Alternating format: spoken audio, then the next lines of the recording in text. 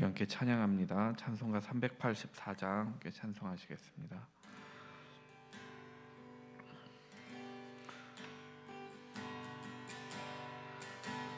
나의 갈 길 다가도록 예수 인도하시니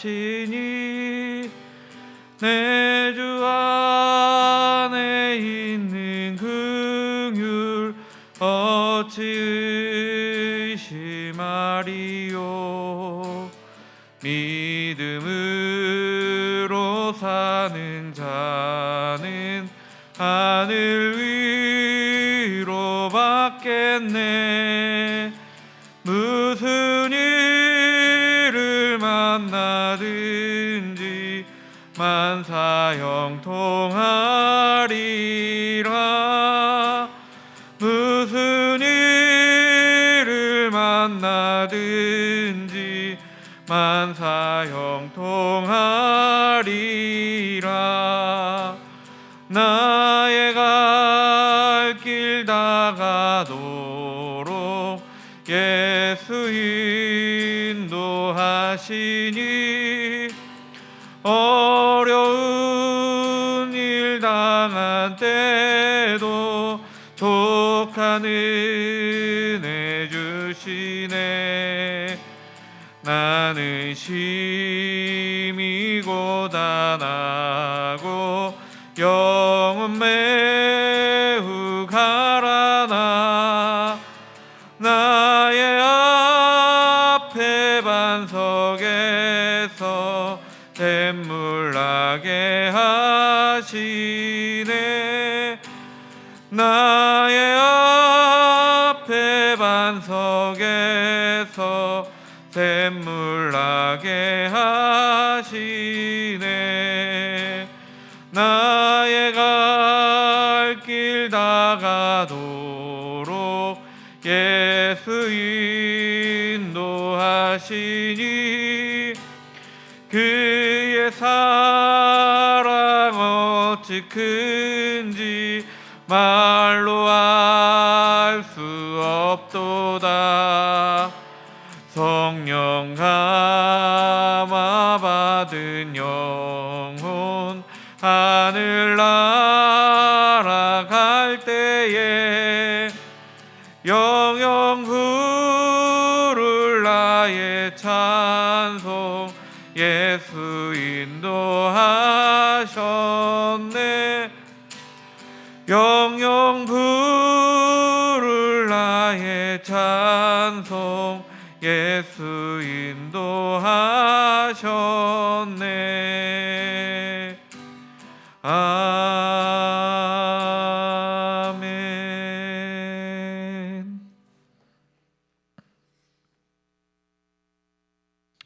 사랑과 은혜가 풍성하신 하나님 감사합니다. 주님의 인도하심으로 말미암아 우리가 이 자리에 있습니다. 주님의 보호하심이 있기에 이 자리에 있음에 감사드립니다. 주님과 함께 살게 하시고 주님과 함께 하게 하여 주시옵소서. 주님과 함께 그 어떤 일을 당해도 주님 감사하며 살아가는 우리가 되게 하여 주시옵소서. 우리를 향한 주님의 크신 은혜를 발견하는 시간이 되게 하여 주시옵소서. 삶의 여정 속에서 하나님의 섭리하심을 깨닫는 은혜 허락하여 주시옵소서. 살아가는 동안 하나님을 잃어버리지 않게 하여 주시고 날마다 예수님께서 그리스도이심을 기억하며 살게 하여 주시옵소서. 오늘 예배에 참여하게 하시니 감사드립니다. 말씀 앞에 설 때에 겸손하게 하시고 주님의 은혜를 경험하게 하여 주시옵소서. 예수 그리스도의 이름으로 기도드렸습니다. 아멘. 오늘 저에게 허락하신 말씀은 사무엘상 9장 1절부터 14절까지 말씀입니다.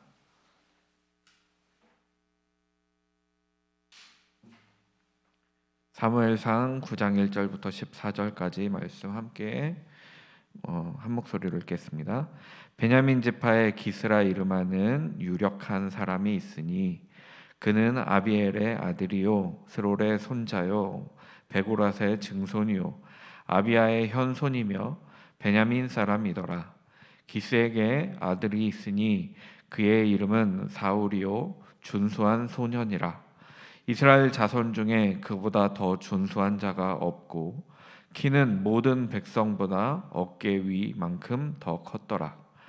사울의 아버지 기스가 암나기들을 잃고 그의 아들 사울에게 이르되 너는 일어나 한 사환을 데리고 가서 암나기들을 찾으라 하매 그가 에브라임 산지와 살리사 땅으로 두루 다녀 보았으나 찾지 못하고 사알림 땅으로 두루 다녀 보았으나 그곳에는 없었고 베냐민 사람의 땅으로 두루 다녀 보았으나 찾지 못하니라.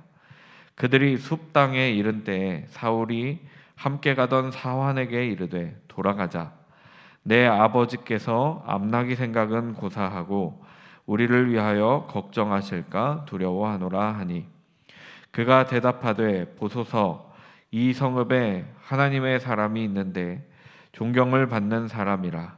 그가 말한 것은 반드시 다 응하니 그리로 가사이다.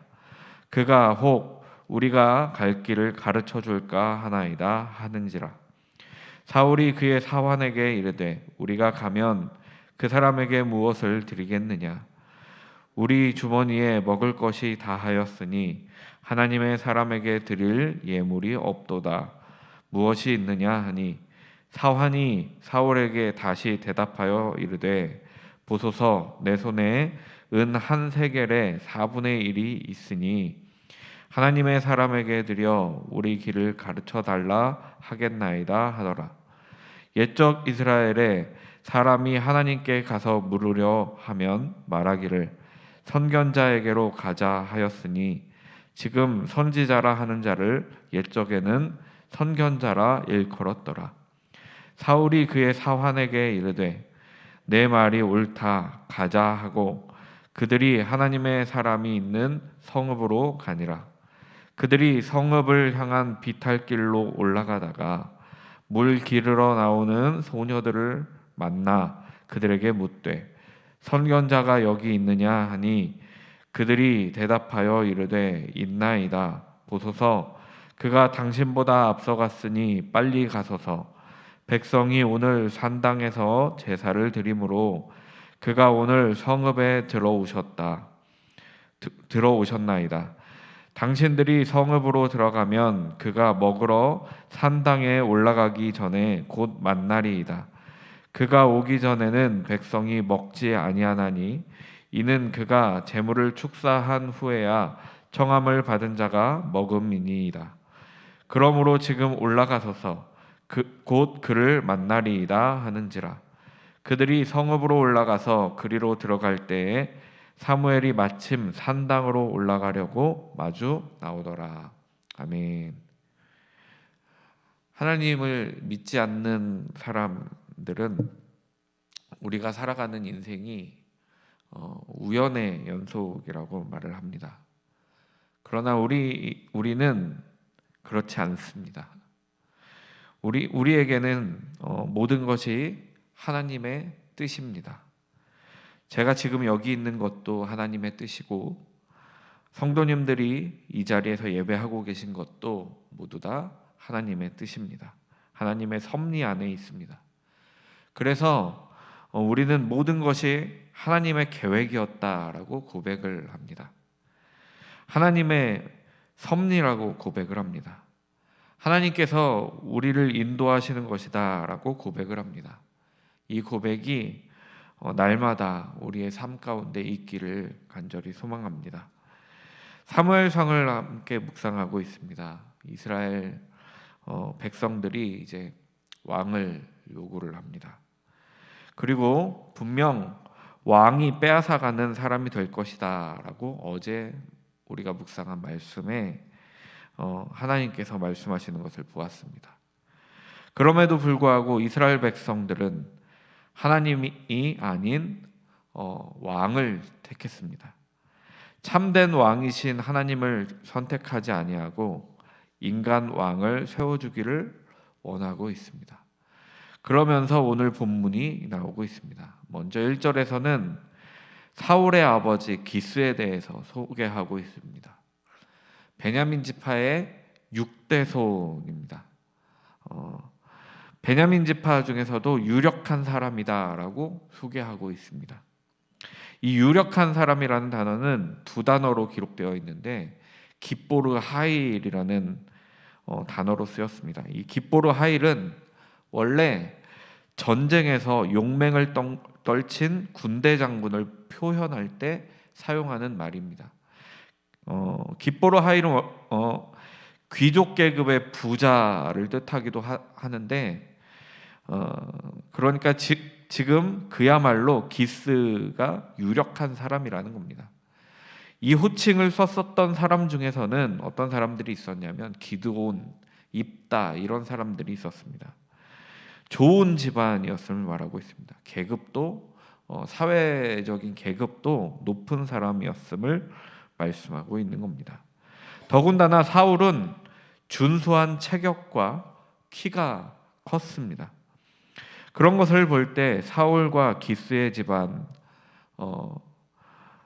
유력하다는 표현을 볼 때에도 어쩌면 대대로 전쟁에 익숙했던 장군의 집안이었던 것처럼 보입니다.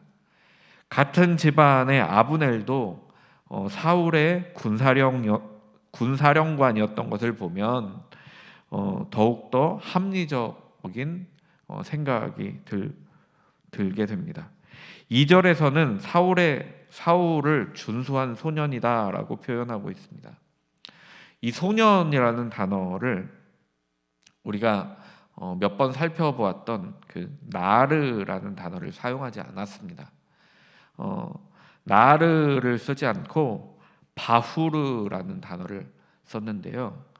이 바후르라는 단어는 군대에 나아갈 수 있는 청년을 말을 합니다. 그리고 전투자라고, 그러니까 전투할 수 있는 사람이라고 번역이 되기도 하는 단어입니다. 그러니까 그의 모습이 군인의 면모를 띠고 있다라는 겁니다. 기골이 장대하고 거기에 키도 컸습니다. 체격도 매우 좋았습니다. 전투를 하기에 굉장히 알맞은 체격을 가지고 있는 사람이 바로 사울이었습니다. 마치 골리앗에 대해서 사무엘상에서 그리고 있는 것처럼 사울을 그리는 그것이 키에 대해서도 말씀하고 있으면서 그의 집안과 그 체격 그리고 바후르라는 단어를 쓰면서 싸움하기에 굉장히 적합한 사람이라는 것을 사무엘상에서는 그리고 있는 것입니다. 3절부터는 이제 갑작스러운 상황이 발생합니다. 그것은 아버지 기스가 암나귀들을 잃어버린 것입니다. 그래서 그의 아들 사완에게 암나귀를 찾아오라고 말을 합니다. 아버지의 말씀을 듣고 사울은 매우 열심히 찾아 헤맸습니다. 최선을 다해서 찾았습니다. 사울의 아들들이 아버지의 말을 듣지 않고, 사무엘의 아들들이 아버지의 말을 듣지 않고 또 하나님을 두려워하지 않는 모습을 우리는 볼 수 있었습니다. 그것으로 말미암아 이스라엘 백성들이 왕을 요구하기에 이르렀었는데, 그러니 지금 사울이 아버지의 말씀을 잘 듣고 있는 이것도 왕으로서의 어떤 조건을 충족하기에 마땅하다라는 것을 볼 수 있다는 것입니다. 그러니까 사울의 순종하는 모습은 아버지의 말씀을 듣지 않았던 엘리의 아들들 그리고 사무엘의 아들들과 비교가 되는 말씀이기도 합니다. 사울이 암나귀를 찾기 위해서 여러 곳에 다녔습니다. 에브라임 산지, 살리사 땅, 사알림 땅, 베냐민 사람의 땅, 5절의 숲 땅까지 참 여러 곳에 다녔습니다. 그가 다닌 모든 지명이 정확하지 않은 곳입니다.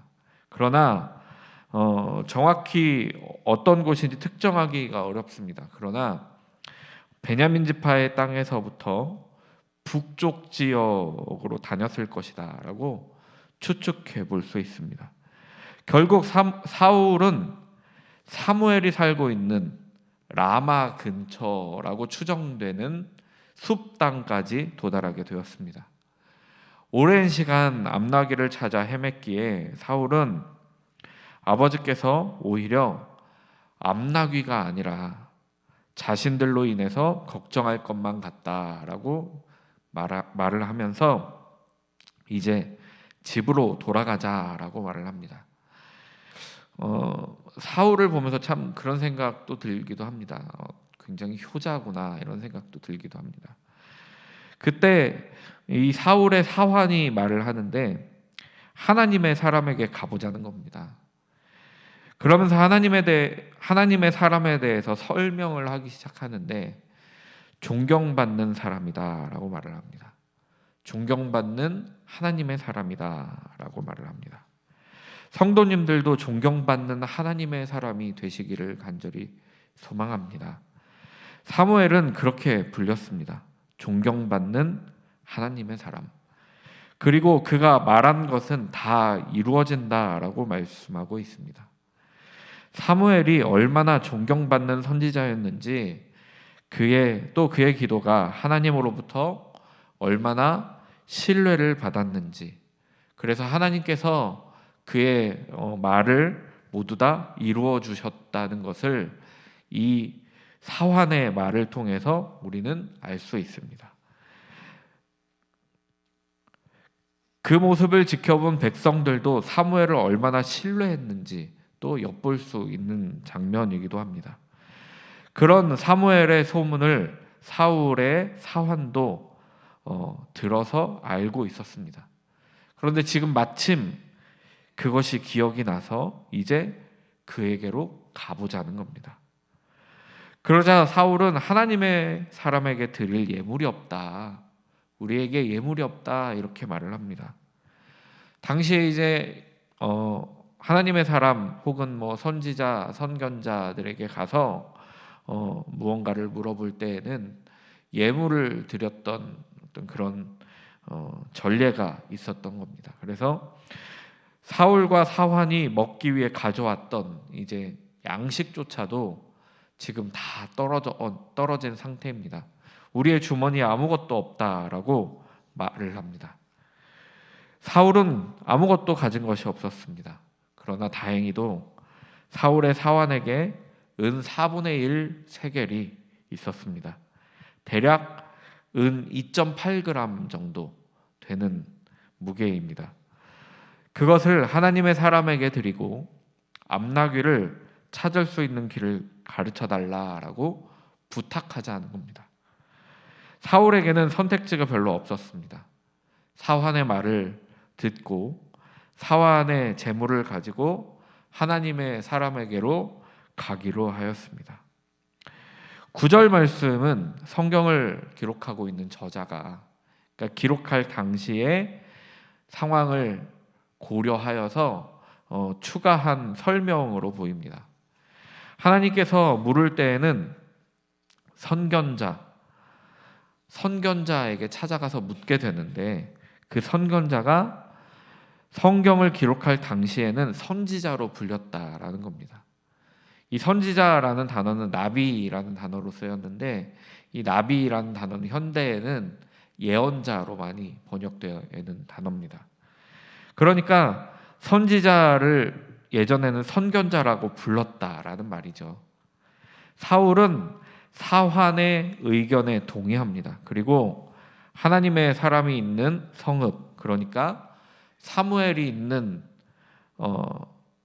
성읍으로 가게 됩니다.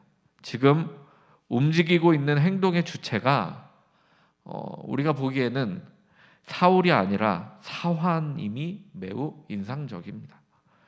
사환의 말을 아주 잘 듣고 있는 사울입니다. 자신보다 낮은 사람, 비천한 사람, 자신의 종처럼 여겨지던 사람이었지만 옳다고 여겨질 때 그의 말을 들을 줄 아는 사람이 이때는 들을 줄 아는 사람이 바로 사울이었습니다. 그런 모습이 있기에 결국 사무엘을 만나게 되며 또 왕으로 기름 부음 받게 되는 것입니다. 언제부터인지 모르겠지만 분명한 것은 지금 사울을 사무엘에게로 이끄시는 분은 하나님이라는 것입니다. 성읍을 향해서 비탈길로 올라갑니다. 이 올라가다라는 단어가 담임 목사님 몇 번 말씀하신 알라라는 단어입니다. 번제를 뜻하는 올라라는 단어와 그 맥을 같이 하는 단어입니다. 즉, 이 비탈길을 올라가면 제사하는 곳이 있는 겁니다. 많은 사람들이 제사하기 위해서 올라갔던 그 길을 지금 사울과 사환이 올라가고 있는 겁니다. 아니나 다를까 이곳을 올라가면 산당이 있다라고 소녀들이 말을 해줍니다. 사울과 사환이 비탈길로 올라가는데 물 기르러 나오는 소녀들이 있습니다. 이 우물은 성읍 밖에 위치해 있었고 성읍은 비탈을 올라야 하는데 성읍보다 낮은 곳에 우물이 있었음을 말씀하고 있습니다. 우물에서 물을 떠오는 일이 주로 여인들의 몫이었는데 물을 뜨고 비탈길을 오르내리기는 참 힘들었겠다라는 생각이 듭니다. 여하튼 물을 기르러 나오는 그 소녀들을 사울과 사환이 만났습니다. 그리고 그들에게 묻습니다. 하나님의 사람 선견자가 이곳에 있는지 묻습니다. 방금 말씀드렸던 것처럼 비탈길을 올라가면 제사하는 곳 산당이 있었습니다. 산당은 사실 여호와 하나님께만 제사하는 곳은 아니었습니다. 바마라는 단어인데요. 그 단어는 가나안 신들에게 많이 제사하는 장소. 그러니까 그곳에 있는 모든 신들에게 제사하는 장소. 그곳이 바로 바마라는 산당이었습니다. 그래서 다윗이 성전을 짓고 싶어 했던 것이죠.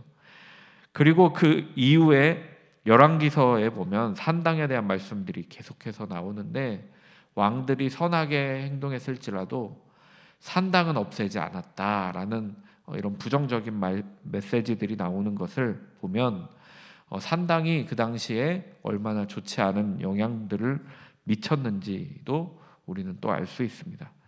사울과 사환의 질문에 소녀들은 사무엘을 곧 만날 수 있을 것이다 라고 말을 합니다.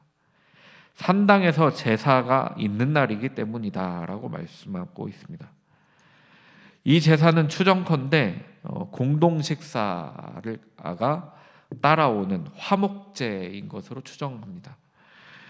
지금 사무엘과 사울도 제사 후에 함께 식사를 하기 때문입니다. 그리고 사무엘의 축사가 없으면